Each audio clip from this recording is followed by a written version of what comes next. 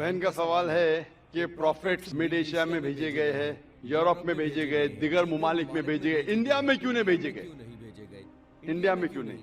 कुरान मजीद में साफ तौर पे लिखा है, साफ तौर पे सूरह रौद में सूरा नंबर 13 आयत नंबर 7 में हमने हर कौम में हिदायत देने वाला भेजा है। साफ तौर पे लिखा है कि अल्लाह सुब्हाना व तआला ने हर कौम में पैगंबर भेजा।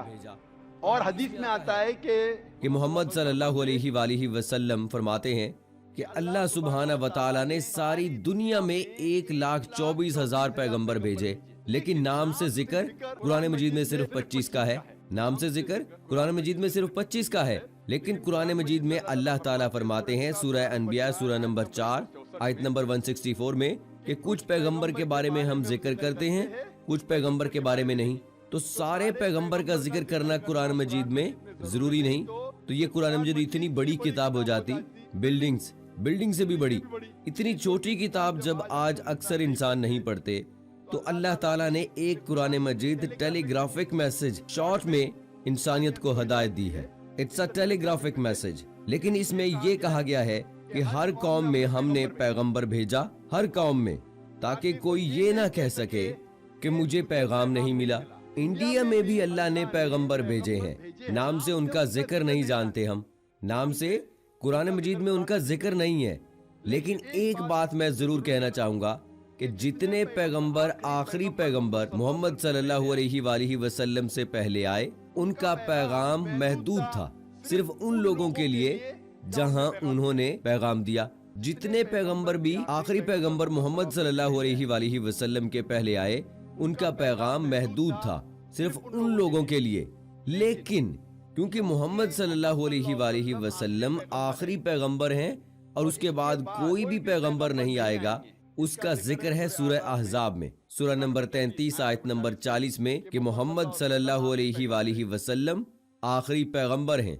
इसलिए मोहम्मद सल्लल्लाहु अलैहि वसल्लम सिर्फ अरबों या सिर्फ मुसलमानों के लिए नहीं भेजे गए थे, वो सारी इंसानियत के लिए भेजे गए थे। कुरान मजीद में लिखा है सूरह अनबिया में सूरह नंबर 21 आयत नंबर 107 वमा अरसलनाका इल्ला रहमतल लिल आलमीन, कि हमने तुम्हें भेजा सारी इंसानियत के लिए, सारे जहां के लिए, सारे आलमीन के लिए। क्योंकि मोहम्मद सल्लल्लाहु अलैहि वसल्लम आखिरी पैगंबर हैं, उनके बाद कोई पैगंबर नहीं आएगा, इसीलिए वो सिर्फ वो मुस्लिम या मुसलमान या अरबों के लिए नहीं, सारी इंसानियत के लिए भेजे गए थे। और कुरान मजीद के पहले पैगाम आए, कई वही आए, जितने पैगाम अल्लाह की तरफ से आए कुरान मजीद से पहले, वो सिर्फ महदूद थे, चंद लोगों के लिए। लेकिन क्योंकि कुरान मजीद अल्लाह का आखिरी कलाम है, वो सिर्फ अरबों या मुसलमानों के लिए नाजिल नहीं किया गया था, वो सारी इंसानियत के लिए नाजिल किया गया था। और इसका जिक्र आता है सूरह इब्राहिम में सूरह नंबर 14 आयत नंबर 52 52 और सूरह बकरा सूरह नंबर 2 आयत नंबर 185 में कि हमने ये कुरान सारी इंसानियत को हदायत के लिए नाजिल किया है। तो इसीलिए आज कुरान और मोहम्मद सल्लल्लाहु अलैहि वसल्लम का पैगाम सिर्फ मुसलमानों या अरबों के लिए नहीं, पहले जितने पैगंबर आए, जितने भी अल्लाह के कलाम भेजे गए, वो सिर्फ महदूद थे लोगों के लिए।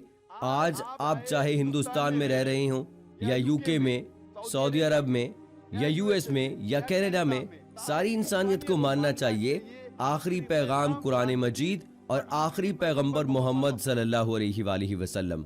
इसीलिए इसका जिक्र, मोहम्मद सल्लल्लाहु अलैहि वसल्लम का जिक्र सारे मज़ाहब में है कि ये आखिरी पैगंबर आने वाले हैं। बाइबल में है, हिंदुओं की किताब में है, पारसियों की किताब में है, यहूदियों की किताब में है।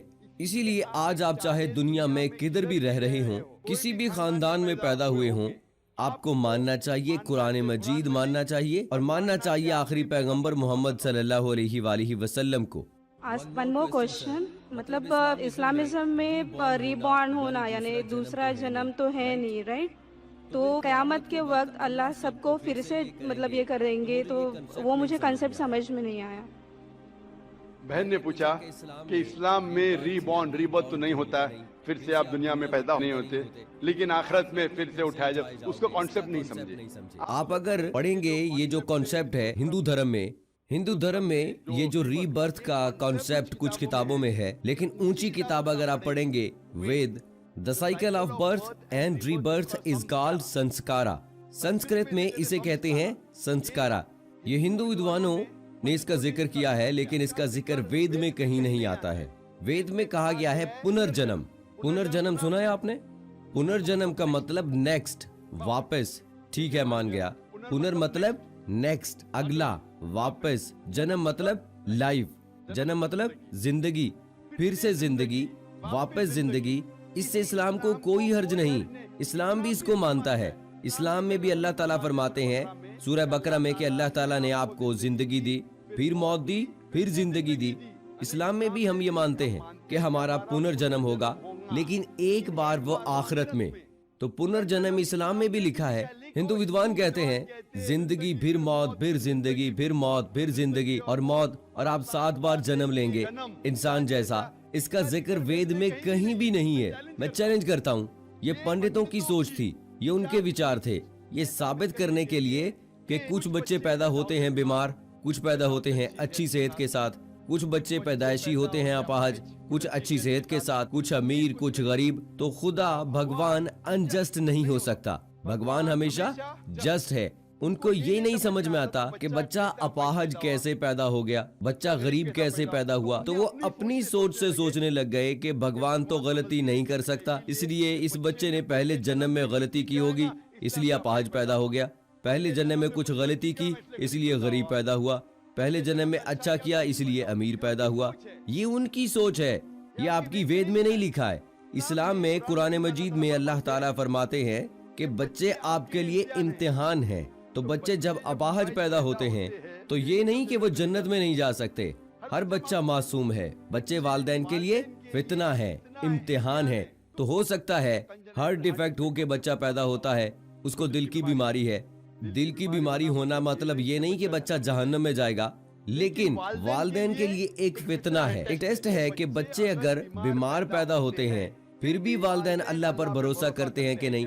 हो सकता है कि वालिदैन नमाजी है, अल्लाह के अहकामात पर अमल करते हैं, अल्लाह ताला उनको अच्छा मयार देना चाहता है। मिसाल के तौर पर आप जब पास करते हैं ग्रेजुएशन, तो आप बीए पास कर लिया तो बीए बन गए, लेकिन जब आप एमबीबीएस एग्जाम देते हैं तो आपके नाम के आगे लग जाता है डॉक्टर। बट एमबीबीएस एग्जाम पास करना बीए एग्जाम से बहुत कठिन है और बहुत डिफिकल्ट है और बहुत मुश्किल है। लेकिन जब मुश्किल टाइम पास करते हैं आपका रिवॉर्ड भी बड़ा है। तो अगर बच्चे अपाहज पैदा होने के बाद फिर भी वालिदैन अल्लाह पर भरोसा करते हैं तो अल्लाह ताला हो सकता है उनको जन्नतुल फिरदौस देना चाहता है। जन्नत में भी लेवल है, तो ये टेस्ट कर रहा है अल्लाह ताला। किसी को गरीब पैदा करता है, किसी को अमीर पैदा करता है। अमीर या गरीब से आप जन्नत में नहीं जा सकते। बनिस्बत अमीर आदमी को जन्नत में जाना और मुश्किल है, क्योंकि उसका इम्तिहान और कठिन है, डिफिकल्ट है। क्योंकि अमीर को चैरिटी देने का होता है, गरीब को चैरिटी नहीं देने का। ज़कात के अंदर गरीब को फुल मार्क्स 100 आउट ऑफ 100। अमीर हो सकता है बोलेगा मैं नहीं दूंगा तो 0 मिला, हो सकता है वो आधा दे रहा है, आधे मार्क्स मिलेंगे। गरीब को 100 आउट ऑफ 100। हम कहते हैं गरीब है, गरीब के और चांसेस हैं जन्नत में जाने के लिए। हम कहते हैं ना गरीब इंसान है, ये हमारी सोच है। अल्लाह ताला इम्तिहान ले रहा है। अल्लाह कहता है कि दौलत एक इम्तिहान है, तो ये हिंदू विद्वान उसे समझ नहीं सके। तो संस्कारा, मौत जिंदगी, मौत जिंदगी, मौत जिंदगी। लेकिन वेद में लिखा है पुनर्जन्म। एक बार आप इस दुनिया में आएंगे, इसके बाद आपकी मौत आएगी, फिर से उठाया जाएगा आखिरत के दिन। उस दिन आपका हिसाब किताब होगा, फिर अल्लाह आपका हिसाब लेंगे कि जो अल्लाह ने इंसानों से फरमाया था कि एक खुदा को मानो, बुत परस्ती ना करो, आपने किया कि नहीं। आखिरी पैगंबर मोहम्मद सल्लल्लाहु अलैहि वसल्लम को मानो, आपने माना कि नहीं। आपने नमाज पढ़ी कि नहीं, आपने चैरिटी दी कि नहीं, आपने रोजा रखा कि नहीं। तो ये अल्लाह ताला हिसाब किताब करने के बाद आपको ग्रेस मार्क भी दे सकते हैं। उसके बाद फिर फैसला करेंगे कि आप इस इम्तिहान में सफल हुए क्या नहीं। सफल होंगे तो जाएंगे स्वर्ग में, जन्नत में। अगर सफलता नहीं पाएंगे तो आप नरक में जाएंगे, जहन्नम में जाएंगे। तो ये आपके ऊपर अल्लाह ताला ने छोड़ा है कि अगर हिदायत देने के बाद, आपको सही चीज बताने के बाद, आप अल्लाह के अहकामात पे अमल करते हैं क्या नहीं। तो दोस्तों, अल्लाह ताला से दुआ है कि अल्लाह ताला हमें अपने और रसूल अकरम सल्लल्लाहु अलैहि वसल्लम के बताए हुए तरीकों के मुताबिक जिंदगी गुजारने की तौफीक अता फरमाए। आमीन सुम्मा आमीन। दोस्तों, ये थी हमारी आज की वीडियो। उम्मीद करते हैं कि पसंद आई होगी। इसमें पूछे गए सवाल के जवाब को आप बहुत पसंद करेंगे और दोस्तों आखिर में आपसे गुजारिश है कि अगर आपने अभी तक हमारा चैनल सिरातुल हक सब्सक्राइब नहीं किया है तो अभी सब्सक्राइब करें और साथ में बेल आइकॉन को जरूर प्रेस करें ताकि लेटेस्ट अपलोड होने वाली हमारी वीडियोस का नोटिफिकेशन आपको बर वक्त मिलता रहे। और दोस्तों कमेंट बॉक्स में जरूर बताइएगा कि डॉक्टर जाकिर नाइक के जो जवाबात होते हैं वो आपको कितने पसंद होते हैं और उनका हवाला जात के साथ जवाब देना आपको कैसा लगता है। मुझे आपकी राय का इंतजार रहेगा। अगली वीडियो तक मुझे इजाजत दीजिए।